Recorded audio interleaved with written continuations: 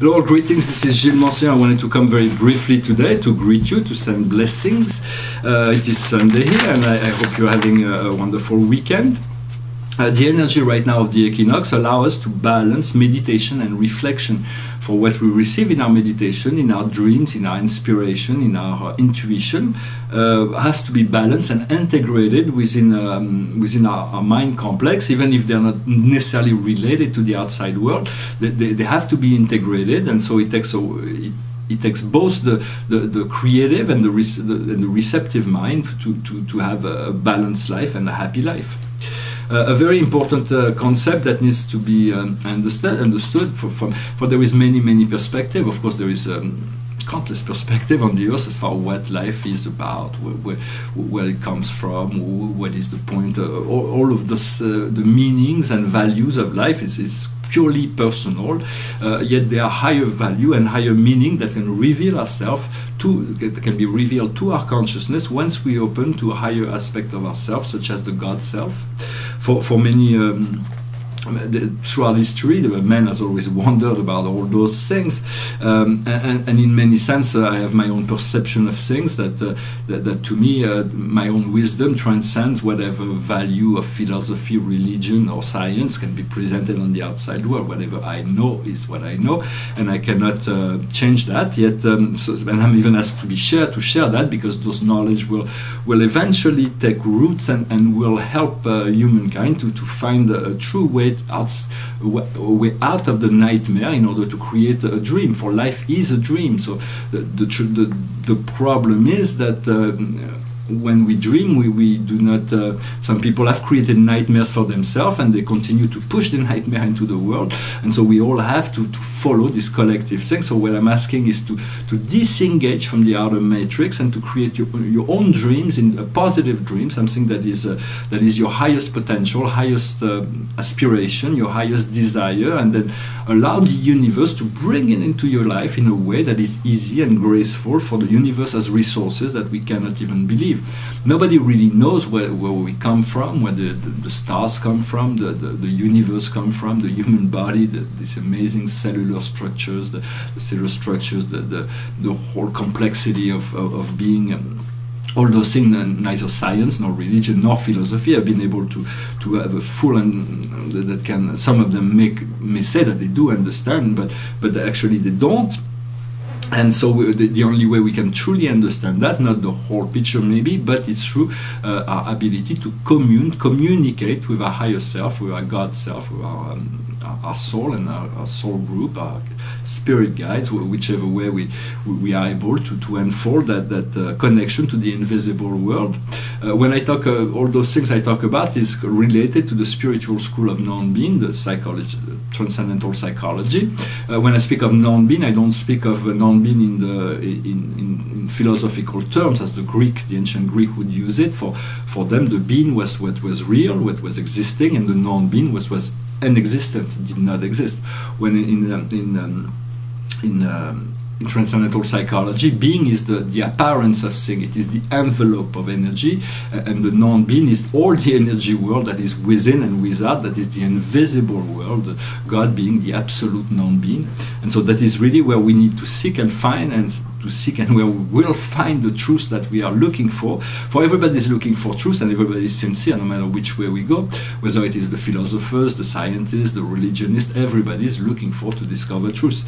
Although some people do not possess the truth, yes, well, it's good to get a sense of attitude and to believe into what we believe, but we have to understand also that life is, the beliefs in life are self-reinforcing. No matter what we believe, life will come to prove that it's okay to believe that. Doesn't mean that it is true, but sometimes our illusions are so profoundly anchored within our consciousness that we never discover the truth. And so we are born, we live, and we die, and we are born, we live, and we die, and we continue in this cycle up until the time we realize that this is just a cycle, but the truth that there is a point of freedom, the point of light, the fusion within the light, within our mind. The mind becomes one with the light, and then we can dissolve all limited aspect of self and move into this greater light. And so this is in many sense, everything is by design. Everything, God has created all things. There is great mysteries in terms of both religionists and philosophers have been debating that. I was kind of observing some of those discussions that says that, well, if God is good, then where does the evil come from? Evil cannot come from God. Obviously, God did not create evil. Of course not. But everything comes from God, the good and the bad. For if God didn't know bad, he could not be omniscient. If he knew good, but he didn't know bad, he could not. There would be things that he would still need to be learning, and so in many ways he couldn't be called omniscient. He has to know all things in order to be omniscient. But in order to explain that, God did not create anything dark or evil, but he created universes with beings with free will and limited consciousness, and with the potential of allowing them to go out of the good, to go out of the truth, to express and believe other things than the truth. And so by doing that, they create karma, and that is what is called bad, that is what is called darkness. And so that once God has assumed the responsibility of creating a universe with all its creatures, he's going to go through the process up until all the darkness has disappeared. But sometimes it takes eternity for this to happen. And so but in many sense, all suffering within life are necessary, and it comes from the compassion of God, because suffering comes as a result of cause that are not in the light. And so suffering comes as a reflection to teach us to return to the light. And so if this principle of evolution is necessary for if anyone's soul, every soul is essential and fundamental within the universe. You are beloved by God eternally, and that is why God will always take care of you, or take care of us. Each and every one of us are his beloved children. He always has our attention on us, but he has to make sure we evolve and grow no matter where we are. He has to push us to grow and evolve, and sometimes that means accepting to suffer with us through experiences so that we can free ourselves from the limitation. Because if the universe if any one soul or any aspect of the universe could no longer evolve, it would be the destruction of all that is. And God does not want a destruction of all that is, so he will accept to go through whatever is necessary in order to continue to evolve. Yet God is independent of all physical reality, but yet it is undeniable that he is the monitor, he is the conductor, he is all powerful, and he can change anything. He just has to think something for things to change. And if he does not do that, it's because he wants to give us the opportunity to make the change for ourselves.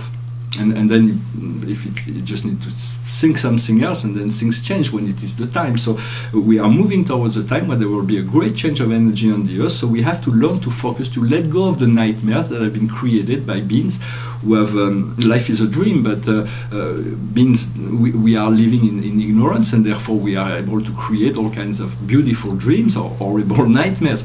But there are certain people that have created nightmares, and they're pushing all these nightmares onto everybody else. The way to avoid that is to free ourselves from the whole matrix without judgment, but to hold on to the light and elevate yourself above that. Then you bring the bad light back down, and you can integrate both light and darkness, for we have to possess the light in order to integrate light and darkness within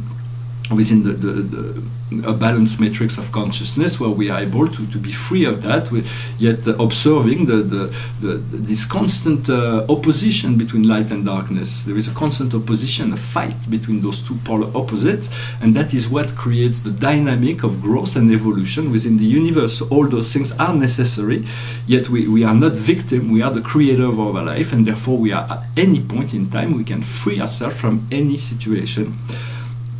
So it is important to start working on the spiritual technique. I'm sure all those, I thank you all for subscribing and watching those videos and applying those things to bring about more consciousness into the world. Therefore, we are all needed in a state of full consciousness, and so that's where we are moving towards.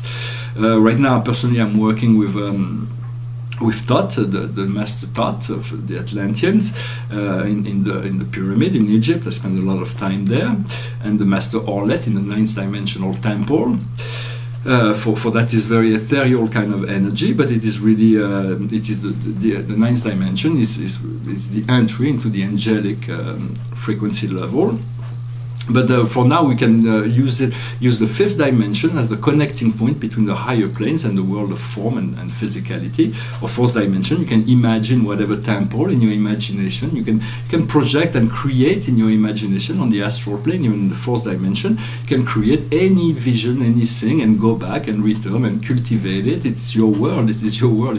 Rather than being subject to nightmares that are being pushed into your mind by some dark entities or forces, if you spend your time creating a beautiful reality for yourself, you will not have, those forces will have no way of entering into your consciousness, into your mind, and so you disconnect, deactivate all kinds of lower forces. In order to do that, there is something that we can do also, is to work in a world pyramid. The world pyramids are etherical stations that exist in the atmosphere. Of course, there is only one world pyramid, but we each have our own within that, and it is a place. It is a cosmic bank. It is also a place where we are able to connect with our guides, with the Father, Mother, God, with the angels, with all the great spirits of the universe, with people that are deceased, that are passed on, historical figures. We can invite them; they'll come. You'll see. Once you find you'll find yourself comfortable in this world pyramid, you will be able to call on to anybody, and so you'll be able to console. It's a place where we can get counsel and have. And have connection with all kinds of entities that will lower their vibration in order to find a form that will be acceptable for communication. And so it is very important to cultivate this connection to our world pyramid. World pyramid is also a cosmic bank. I didn't say that in the French video, but it's something that was revealed. I think it was Archangel Michael that explained that a long time ago. That in essence, all the love and light that we create all year long accumulates within this pyramid. And on the day of our birthday, God comes and He picks up all the love and light that we have given into the world, and He takes it and He uses it to make the world evolve, and then by mixing it with His own love and light, of course. And then in return, He gives us, in relationship to what we have given to the world, He gives us a new power, new gift, new energies. For life was created as a mystery to be unfolded. For no one, you will never completely be solved, but there are definite level of consciousness that we can attain, so where we can move from beliefs into knowing. The things of the spirits are not depending on our belief to exist. But for man is depending on his belief. So everything is about beliefs here, but on the higher plane, it's all about truth and knowledge. For we are looking for to connect to that truth. And then we can move on to a higher level of creation, so that we can. For now, we want to move from the darkness of night into the glory of the light. Then once we are into the light, we have to reintegrate the polar opposite of darkness in order for it to be balanced and to participate in the great evolution of the universe in the most central and neutral way. Well, I hope this message was interesting for you. I will pull out a few cards just for see what's the highest wisdom that we can find today. Is the possibility. There is no limit to what we can do once we achieve the freedom of the ego to fly over the situation. For the possibility, everything is possible. It's about being sharp. There is all kinds of things. So we do want to stay open to whatever feel the strongest. For the deeper something feel within our heart, the more it is connected to a deep truth. There are things that are just mental, and then there are things that are deep. And the deeper it is, the more real it is. So it is very much also about paying attention to our emotional body, taking care of our emotional body. Our emotional body is the key to the ascension. It is the connecting link to the astral body and the spiritual body.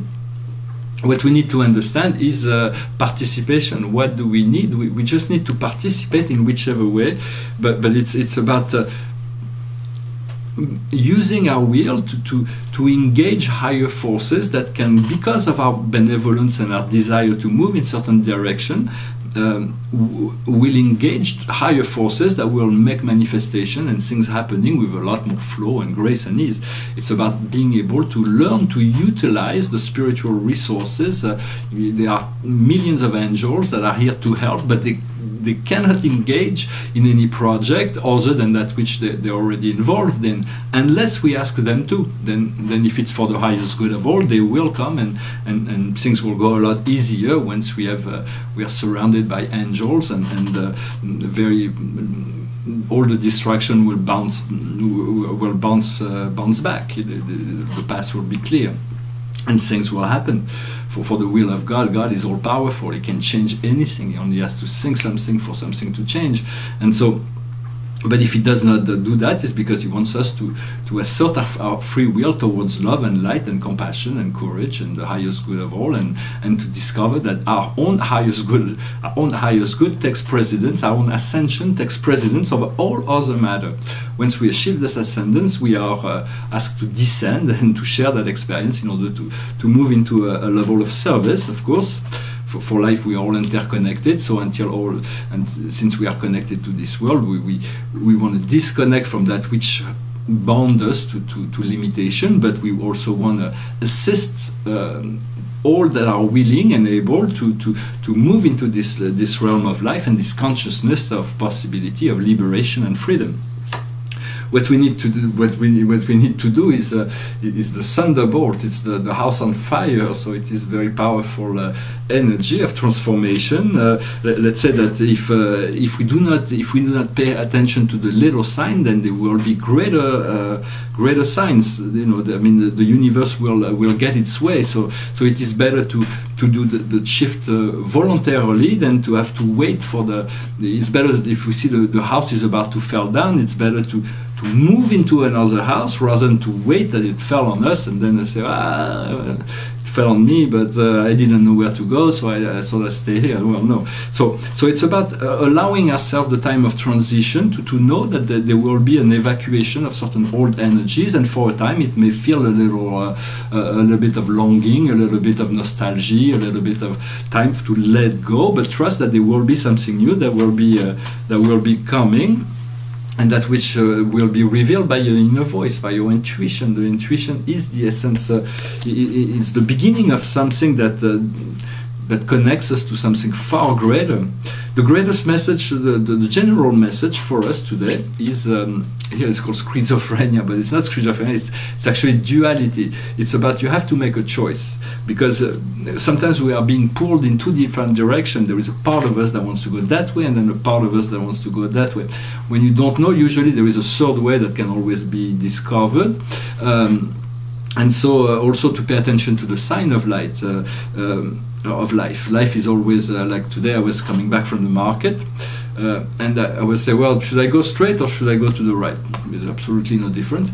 And then at the time I was thinking that, there was a group of people and they were pointing that way, and then I looked at another group of people, they were pointing that way. So okay, I'll go to the right. It's the shortest way, but it's like it's the way I go. There was absolutely no significance in going straight or to the right to get to where I was going, but the simple fact that I could see that life was guiding me this way, was feeling that you feel a sense of connection to the rest of life, although those people, when they were pointing in that direction, were not pointing to me, they were pointing to themselves in relation to something else, but it doesn't matter, the coordination of life is one, and so life is all coordinated, and so as we move into the higher frequency, we realize that everything is just a projection of our higher consciousness. Everybody is just a projection of a higher consciousness. I'm a projection of your higher consciousness, and that is true for everybody. So in essence, we are all one, and this one is high. There is an intelligence within the one that is only accessible once you understand that principle of one, that principle of unity consciousness. Yet this consciousness is very, very fast, and sees all things. It has all angles. So once we open ourselves to that understanding of the great the Great One, we have to face all things. There is all kinds of shadows, all kinds of light and shadows have to be faced and understood and integrated. So it takes some courage, but it is something that enrich our life in a way that is extraordinary. So I recommend you practice this principle of unity and oneness with your source, understanding that this source is also connected to all other realities, and from that point we see it's much easier to see the lighter part of people, the lighter side of things, for we all have the light within ourselves, but sometimes it's very well disguised. Our light can be disguised by our ignorance, by our shadow, by our fear, by our regrets, and so we're all carrying this shadow, but in its lower planes, and everybody's got one, so don't worry. But in essence, when you move into the unity consciousness, it is the light within people that will come to manifest themselves.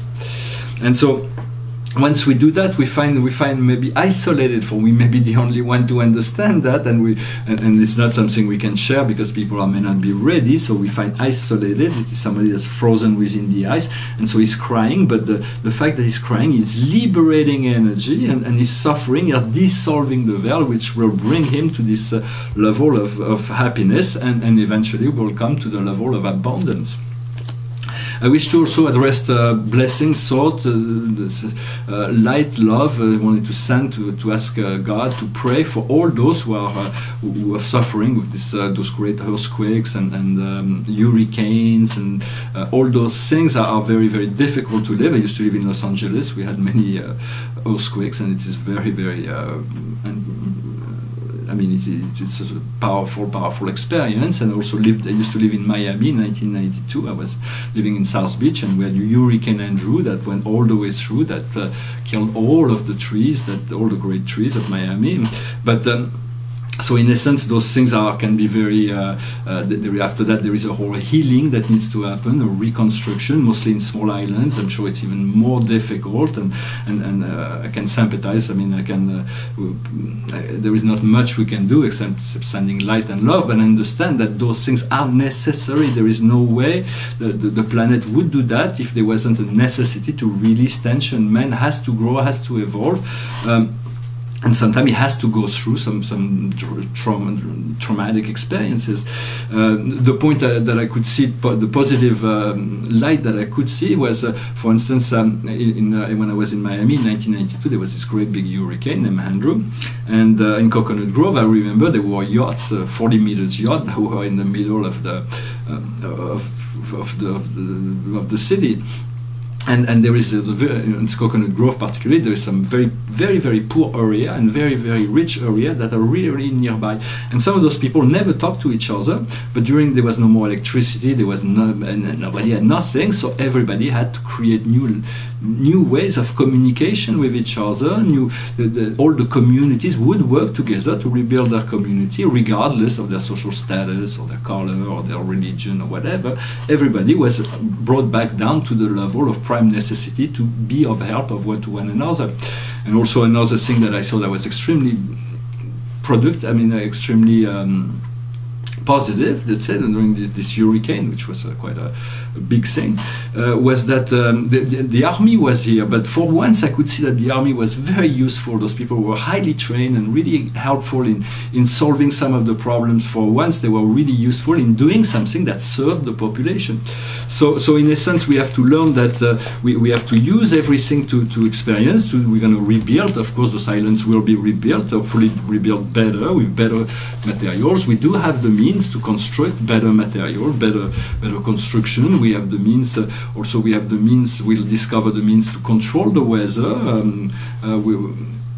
We could control our weather from within, for the weather is only an expression of the inner tension that are built in within humanity, and when a volcano explodes, it's because there is no choice. The earth has to release this tension somehow.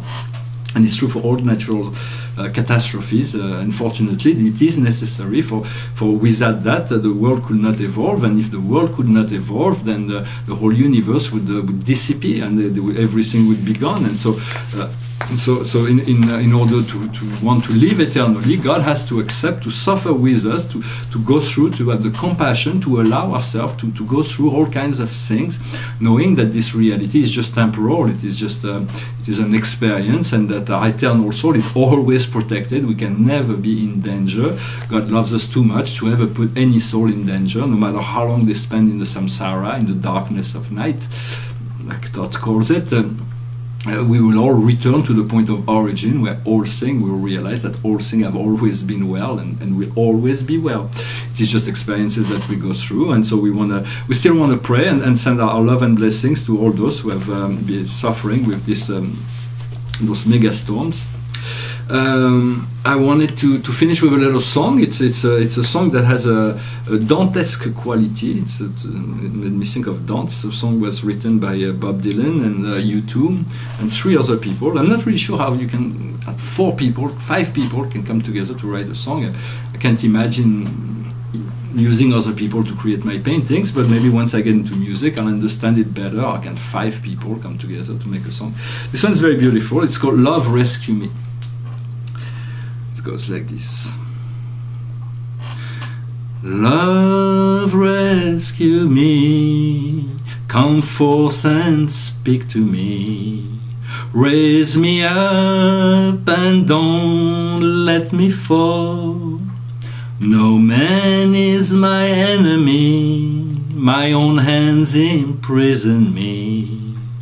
Love rescue me. Many strangers I have met on the road to my regret. Many lost to seek to find themselves in me. They ask me to reveal the very thoughts they would conceal. Love rescue me. And the sun in the sky makes a shadow of you and I, stretching out as the sun sinks in the sea. I'm here without a name in the palace of my shame. Say, love, rescue me. In the cold mirror of a glass, I see my reflection pass. See the dark shades of what I used to be. See the purple of her eyes, the scarlets of my lies. Love, rescue me. Yea, though I walk in the valley of the shadow, yea, I will fear no evil. I have cursed thy rod and staff, they no longer comfort me. I said, love, rescue me. Sha-la-la-la, sha-la-la-la, sha-la-la, ah-la-la-la, sha-la-la-la, sha-la-la, sha-la-la, sha-la-la-la, sha-la-la. I said, love, love, rescue me.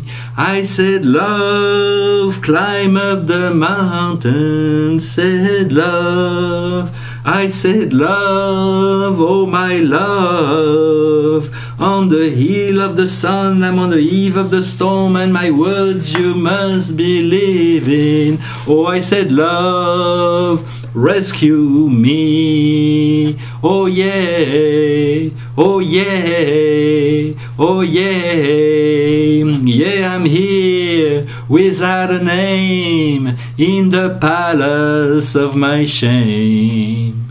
I said, love, rescue me. I have conquered my past, The future is here at last. I stand at the entrance to a new world I can see.